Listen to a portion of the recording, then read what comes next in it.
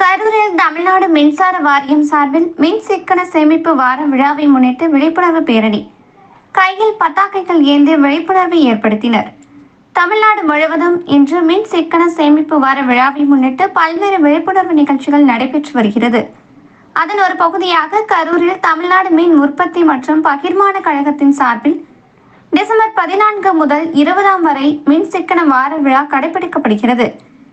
மின் சிக்கனத்தை வலியுறுத்தி விழிப்புணர்வு பேரணி நடைபெற்றது. பேரணியை கரூர் மின்சார மேற்பார்வை பொறியாளர் அசோக்குமார் கொடியசைத்து பேரணியை தொடக்கி வைத்தார்.